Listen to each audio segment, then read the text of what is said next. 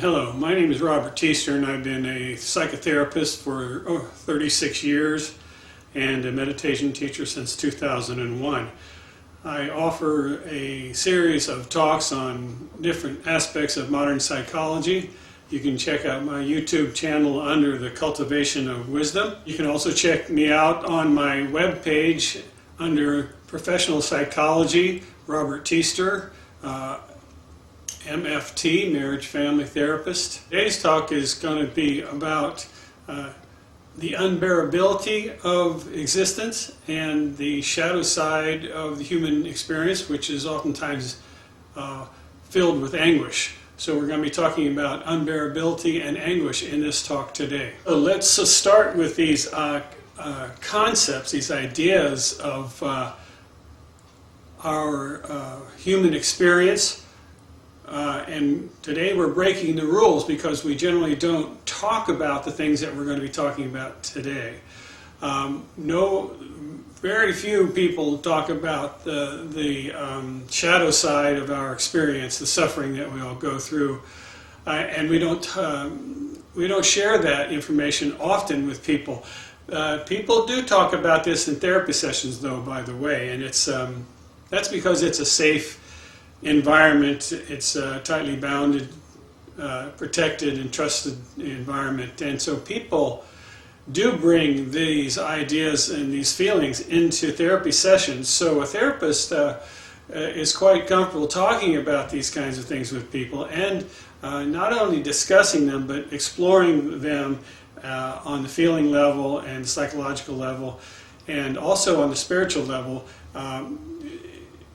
where there is trust in the sessions by the therapist, and also protected where there's no shaming and there is support, and people can generally talk about anything in a therapy session, and that's a confidential place to do so. It's also legally protected by confidentiality laws. So different philosophers have touched on this shadow side, and certainly in the psychological world these kinds of ideas are talked about frequently. The shadow side, which comes from the Jungian model, talks about the side of us that we don't see, or we don't talk too much about, and we don't really know very much about. Some people know quite a bit about it, but they are on different kinds of paths. They've been in therapy for a long time, say, or they explore them in the spiritual dimension, and they have a spiritual teacher or guide. In the existential world, it is oftentimes talked about in Kierkegaard's book called The Sickness Unto Death and Fear and Trembling. And he's referring to despair.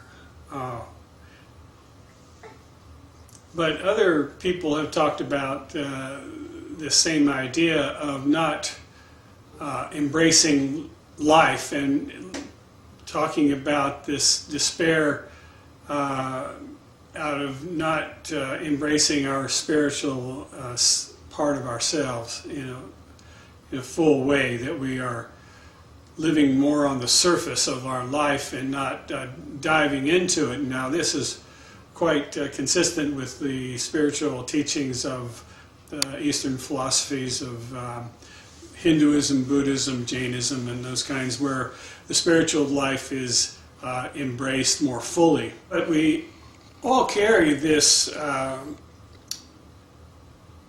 anguish around with us. Everyone has this, and everyone rarely talks about it. We're all afraid if we go into that it will be consuming and so overwhelming. And that oftentimes does feel like that if we explore it. It's all part of the exploration, is feeling overwhelmed and then taking it very slowly in those kinds of places and exploring it, just like you would if you're in a therapy session and you start talking about your own shadow material.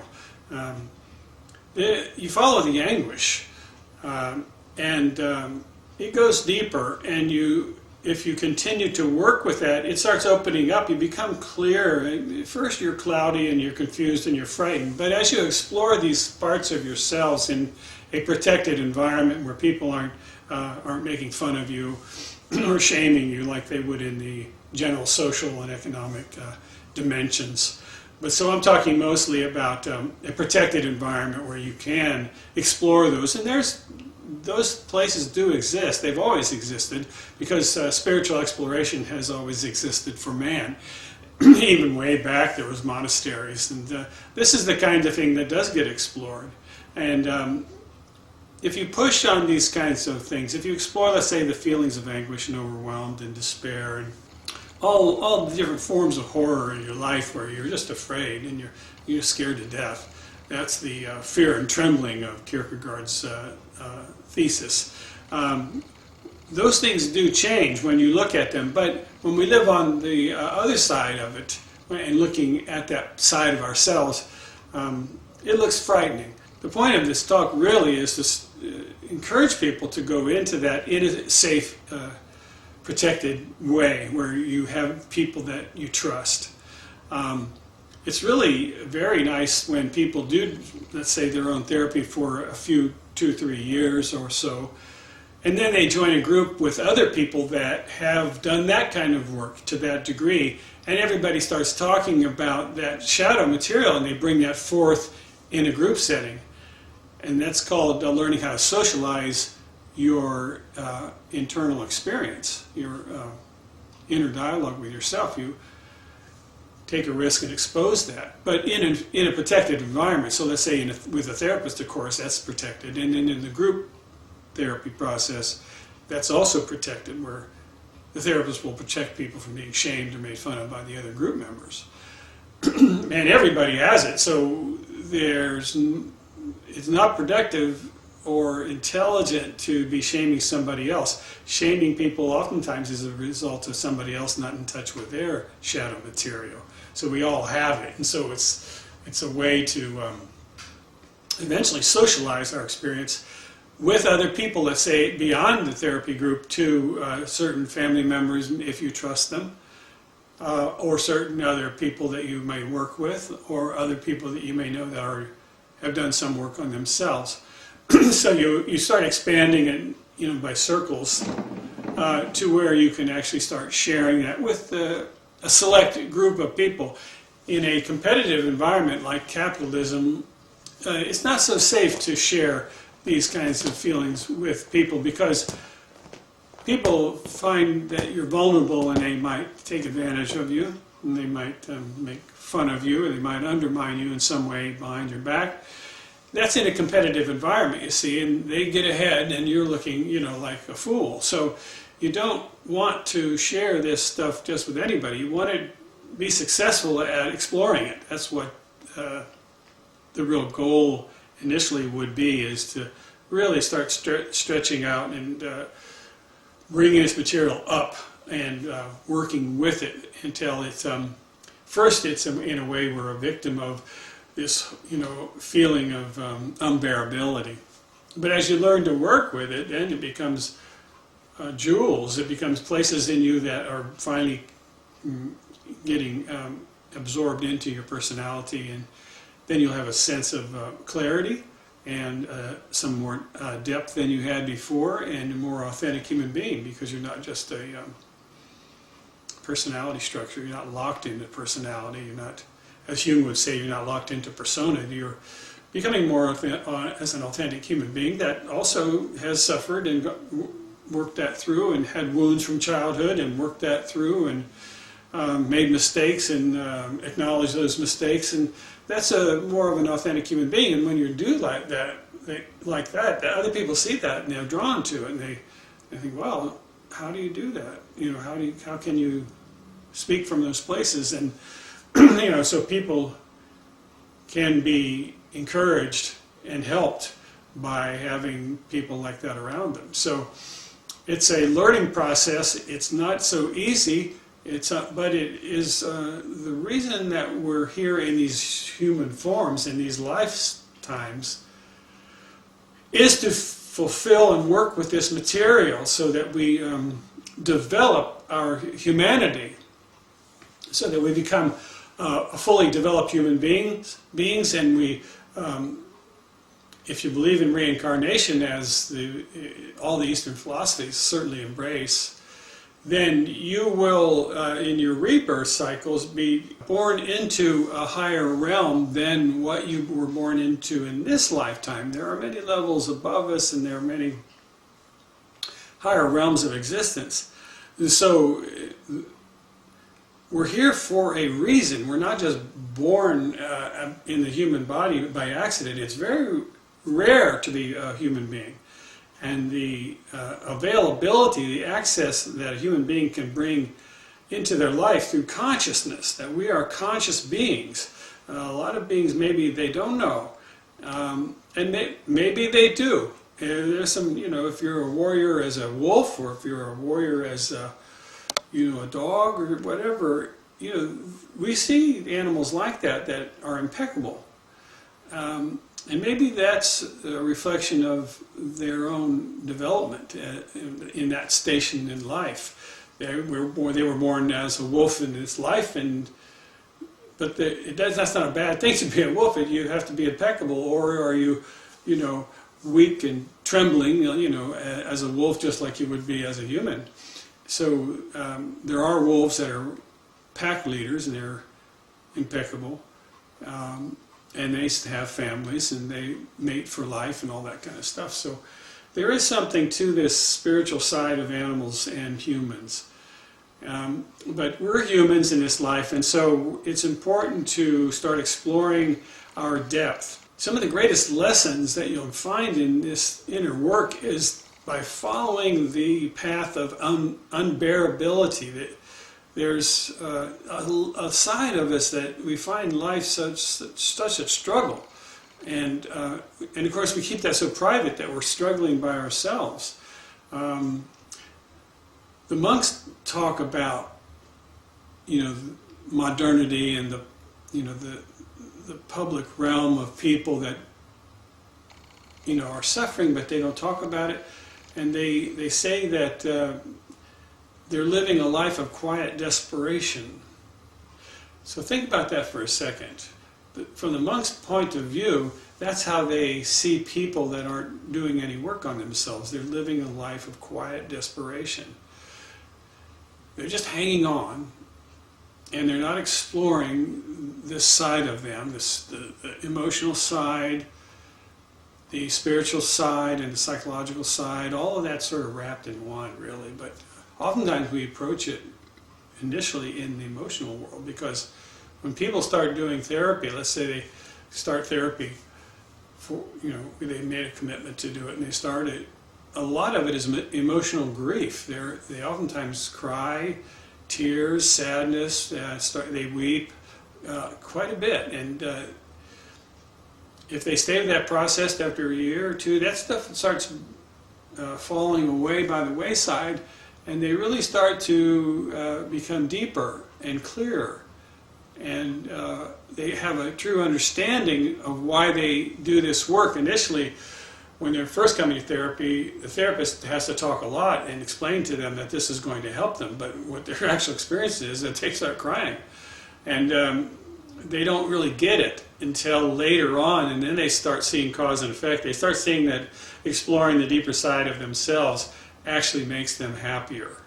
They're more fulfilled, they're clearer, they're creative, their creativity starts rising, their authenticity starts rising, they become more fully developed, and they're much more content with the way their life is going.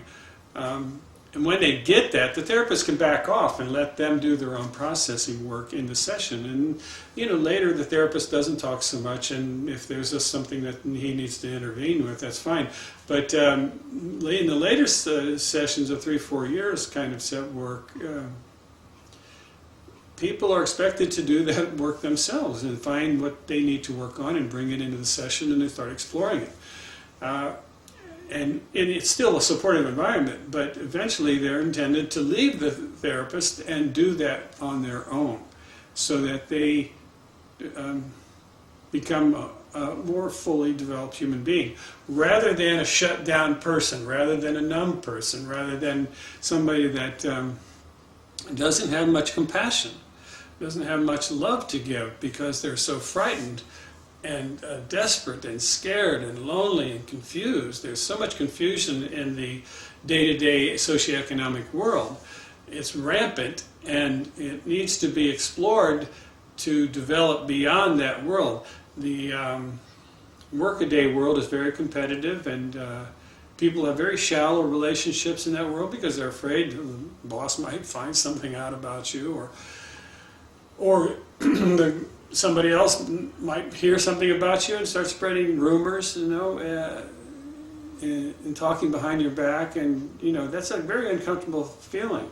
So in the social world, maybe there's deeper relationships, but they're generally they have things in common, like raising their kids, and their kids are in school, and the dad's coaching in the Little League. But the relationships are contained in that kind of strata. The socioeconomic world, it has tight boundaries around it, and you're not allowed to talk about the unbearability. If you start talking about you can't cope, they think you're suicidal or something. But in a therapy session, if you share with a therapist, I can't cope, I'm at wit's end, I started to think about suicide, or I started to think about running away. Those are critical moments for the therapist, because that person might actually choose to make changes then, because they've already worn out all the usual addictions that people go into when they're dealing with unbearability. Because anytime you have an addiction, there's something that's unbearable, and whether it's drinking or drugs or too much sex or masturbation or overworking or buying a brand new Corvette or something like that,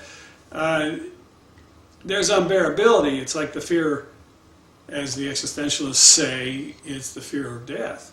And when a man hits the 40 syndrome, he realizes he's getting older. His youth is gone. And well, what do you have to look forward to? And then, of course, we all die at some point, and we have to start facing that.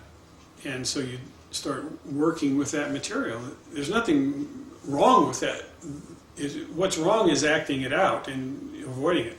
But dealing with it in a tightly bounded therapeutic relationship, that's really grist for the work that's needed to be done here. The existentialists were right in many cases that we have to face our existential questions.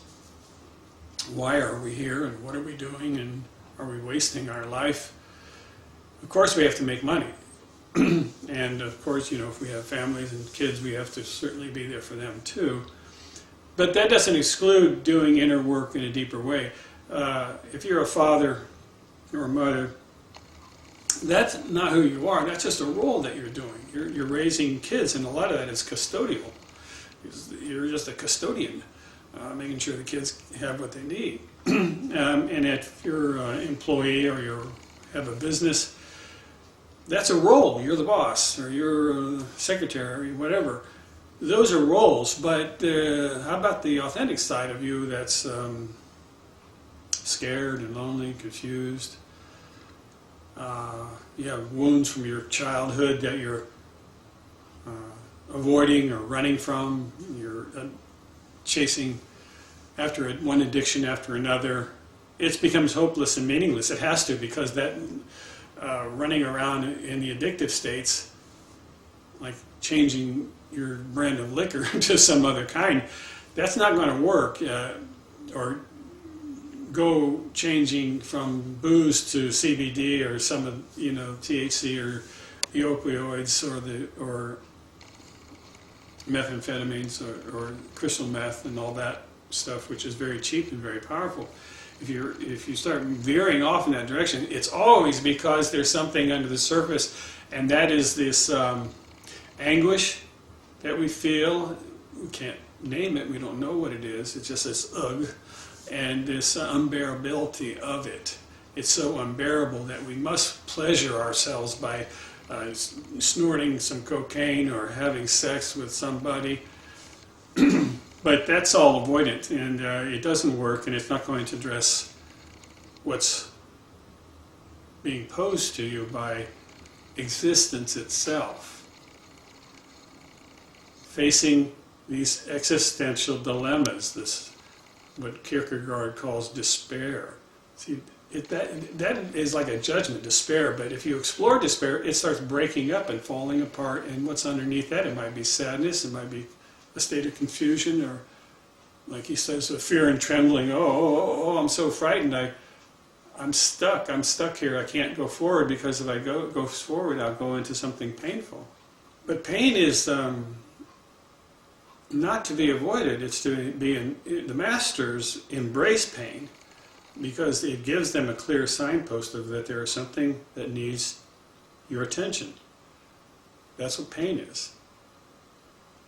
Let's say, for example, I've broken my ankle, and it's really sore, and I start hopping around on a crutch just because I don't want to put my foot down. The point is that I have to go see a doctor and get that set and have a cast put on it, and then it will slowly heal.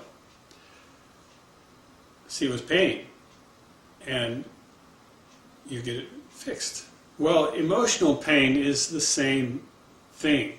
If your heart's been broken, if you weren't loved very much, if you were born into a family where there wasn't hardly any love, your heart's broken. You've been born into a world you weren't received. That hurts people. Little babies, feelings, so sensitive. If any of you listening have babies, these beings are just extremely sensitive. And if they're not being well received and well loved and touched and encouraged and soothed and talked to and looked at, and all the things that babies require, they're not going to feel very received. And if mom and dad are running around hysterically just trying to pay the bills, and particularly if it all affects the baby, and if you were born into a family and nobody was there for you, or very little, then you're going to have a hard time trying to be there for your baby, because you don't know how to do it. If you were in a warm, loving family and lots of people were there for you and you felt loved and wanted and cared for, and you have a child, then that's how you'll treat your child. You'll accept them, you'll love them, and they'll feel well received, and that child will grow up into a more healthy adult. But that's just shades of gray. I'm talking about black and white, but really it's mostly shades of gray. Who turns inwardly and does their own work to finish this process of becoming a fully developed human being. Not many people do that. As a therapist, that's what I see. Most people just either making widgets or providing services or gadgets of some kind or doing work like that, but are they developing inwardly? And this is the real reason why we're on the planet. This is why we're born into this life. We have this opportunity, and this is the most important thing, to develop ourselves. We can make widgets and we can provide services and we can have a family, but this should be the most important thing. There's a famous monk called Thich Nhat Hanh, and he's a meditation teacher and has a Dharma center in Plum Village in the south of France. And he has some mantras that he gives when he works with couples, when he gives Dharma talks. He talks about people that are married or in a relationship, and how to talk to them, how to talk to each other. And listen to how he says one of the mantras. It's very simple what he says, but we don't actually say these kinds of things. And that's why he created these mantras for people in his Dharma talks, so that they could get back to this, this side of ourselves that suffers, and we don't reveal it. See, that we're living all around each other, but nobody talks about how they're suffering. So here's what he says. He says, well, look in your, wife or girlfriend or husband, boyfriend's eyes, and tell them I know you suffer and I'm here for you. That's all you have to say. I know that you suffer and I'm here for you. And he says, look him in the eye when you say that. I'm here. And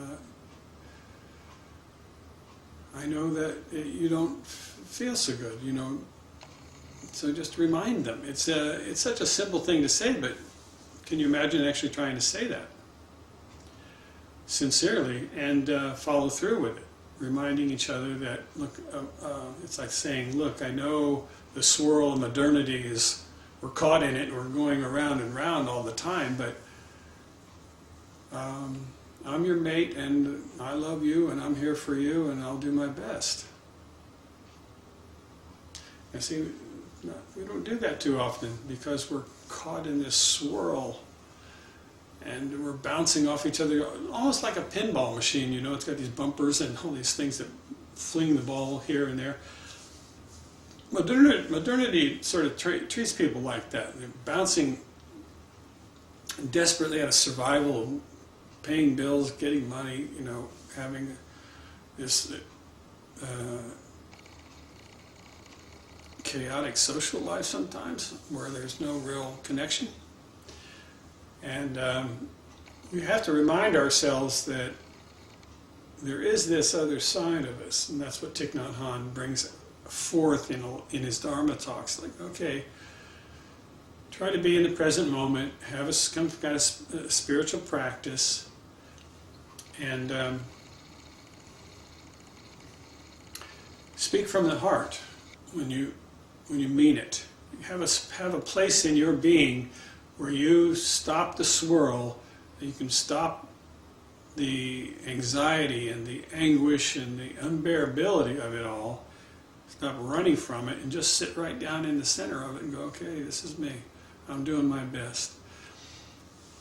And what he does is, he's a Buddhist monk, and so he has these retreats, but all around the world there are these meditation retreats where people can leave the modern world, the modernity and the madness, and go off into a very quiet place and meditate.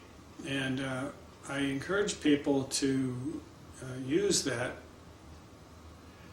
every 6 months. Do like a retreat. You don't start out by a long retreat. You start out just by learning how to meditate. That might just be one day.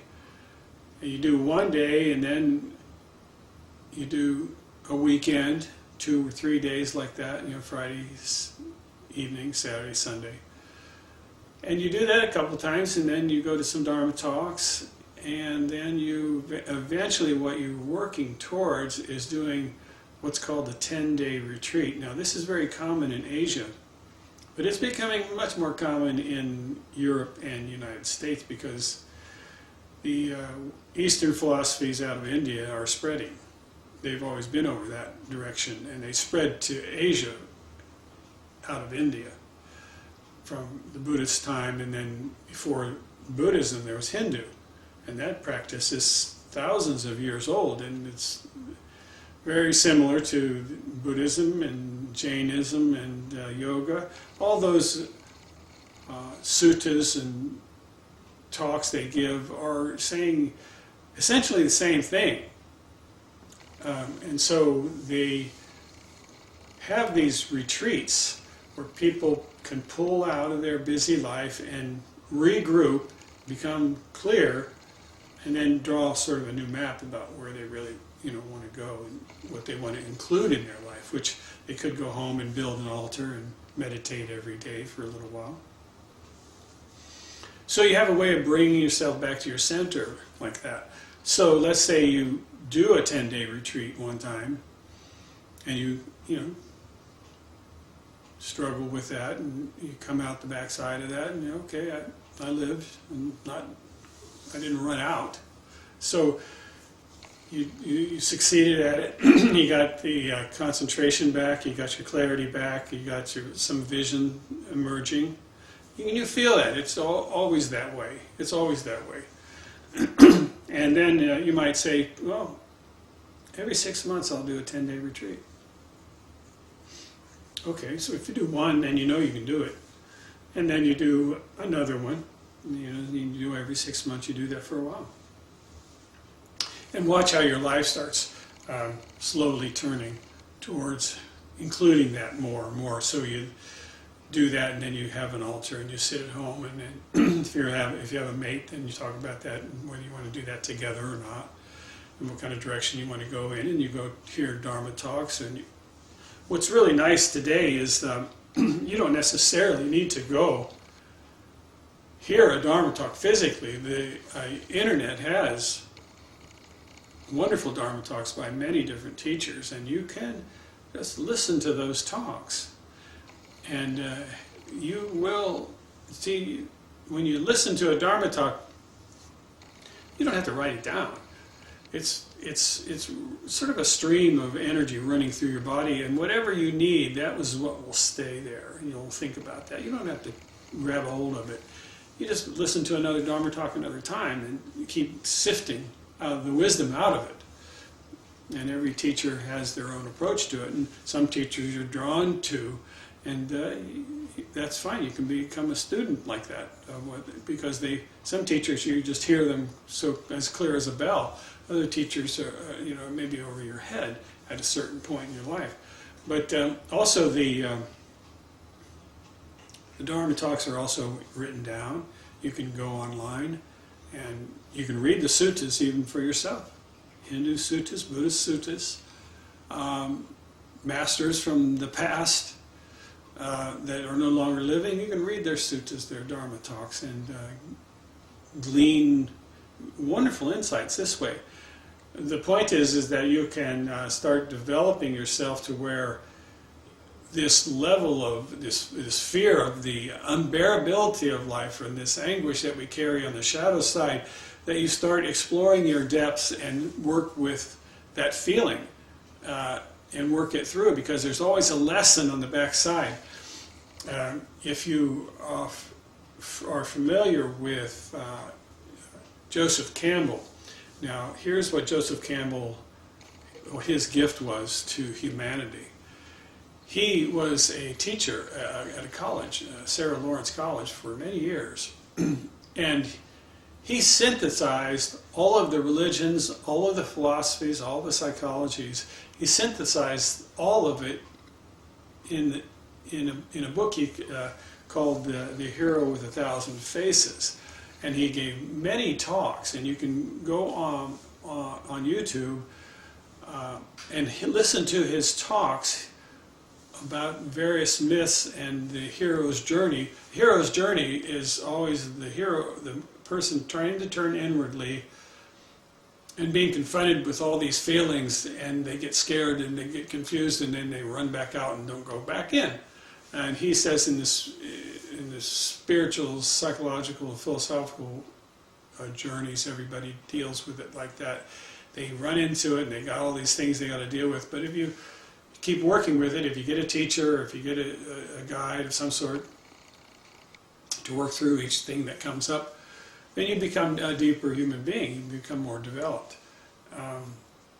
And so in his hero's journey, the hero confronts these things inside and works them through. Maybe he has a teacher, maybe gets some help, and then finds a valuable insight into their some existential question gets answered, and he brings that back into his daily life. It's called bringing back the boon. He can share that or keep it silent to himself, but it's a valuable step for his life. That's the inner journey. You see, that's how you balance your regular daily economic and social life with your spiritual dimensions. You can do all of that in the same basket of life. You can have a spiritual dimension. And it keeps moving. It doesn't just stick somewhere. That boon that you had last year is different because you go in again, different boon, different crossroad, different insight into your existence.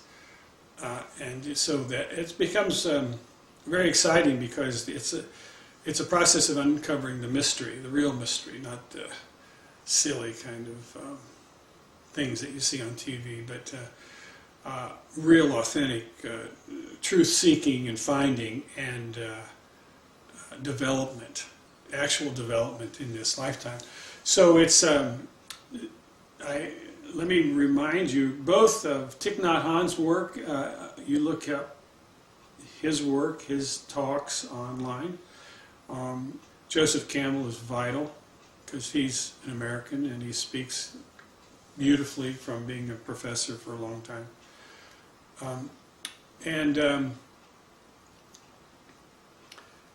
Carl Jung and psychologists that are share a lot of insights too. There's books, written books are starting to fade a little bit because the digital universe is so enormous. It's taken over, and so you can get online and read and hear talks that we never had available to us before. And if you find something that's really valuable to you, get on social media and share your story so that your friends of your age group hear you say something that's really been helpful to you, and it might be helpful to them. In particular, let's refocus down to this level of young people coming of age. The coming of age is such a difficult period, and so these little nuggets of the truth and some kind of direction, you know, where you find somebody that's holding a candle up that's helped you, and you share that with your friends. Here's what this guy said. It can be life-changing for young people to hear an authentic person tell the truth. So that can actually start people on a whole path of awakening. You want to do whatever it takes to wake up from this like dream world of capitalism and the social order of things. The spiritual dimension is different than that, and the process of awakening, which is really the dimensions of psychology and philosophy and spirituality, these things are the true things that will help you to actually develop into a fully developed human being. It isn't about making money, you know, that's not, it doesn't even exist on that level. It's about finding out what's true, what you need to do in this life, you see. So, yeah, money's over on that side. It's the economic world. You need to, you know, you want to buy a house, you want to have a car, you know, these economic things. It's a reality, but it doesn't exist in the spiritual dimension. Or the social dimension either, you know. What's cool and what's accepted in the social dimension, it doesn't carry into the spiritual dimension. You're not cool in that world. That's a facade. You can actually just see yourself leaving this part of you that always tried to be accepted and be cool and be liked. But in the spiritual dimension, that falls away, and you see yourself like looking like a fool sometimes. Like, oh, that was something I tried to get people to like me, and I had to do these things. But in the spiritual dimension, it's like, oh yeah, it's you shed that. It's like taking a shirt and taking that off and go, that's not really what's true. What I really need to do is this. So these levels, you know, they're all, of course, in each of our lives. They're sort of worlds within worlds, but they're different. The rules are quite different in the spiritual, psychological world. So you really want to find out what's true for you. And if somebody that you listen to, let's say a well-known psychologist is giving a talk on YouTube, and you listen to that, and it sticks with you, and you go, yeah, that's what's really true for me, too. Then you see that will change your life. And so the opportunity to develop in an inner way has never been greater, because the digital world, the World Wide Web, is so full of all this knowledge that's being shared, and it's going to accelerate people's search for meaning, search for the truth. Viktor Frankl was a famous psychiatrist that had gone through Auschwitz. And he wrote a book called Man's Search for Meaning. And so he came out of Auschwitz alive and wrote this book and shared, what's meaningful in this life. We don't want to waste this precious human experience. It's so vital to line up with what's true, stack up what's true for you, rather than just looking good or socializing and doing what everybody else is doing and chasing, position, title, and money. That doesn't fit in the spiritual, psychological, and philosophical worlds. So you can have a social life and you can, have fun with that, and you can work, but don't hurt people. Because when you're in the spiritual dimension and you see how you've hurt people, you really feel that. When you don't have any compassion in your heart, you can do ruthless, harmful things to people. So the spiritual dimension, you have to get down on your knees and go, oh boy, what have I been doing with my life?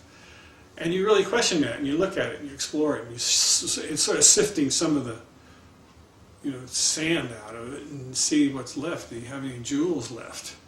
And so you want to open your heart up. In that process of opening your heart up, living an authentic life, developing your true humanity, those things lie on this other side of you, which is the psychological exploration, the emotional work, and the philosophical work, and the spiritual work.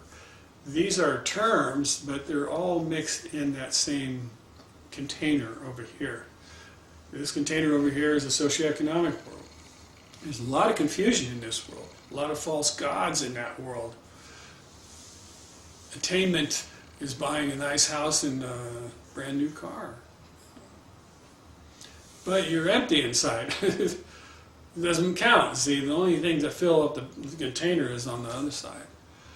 So it's a lot to expect of someone, but I wanted to share these kinds of insights with you because I've been on this path for a long time and have helped a lot of people, and a lot of people have helped me. I've had some wonderful, highly developed teachers, and they have freely given their help to me and changed my life. So I just want to share that.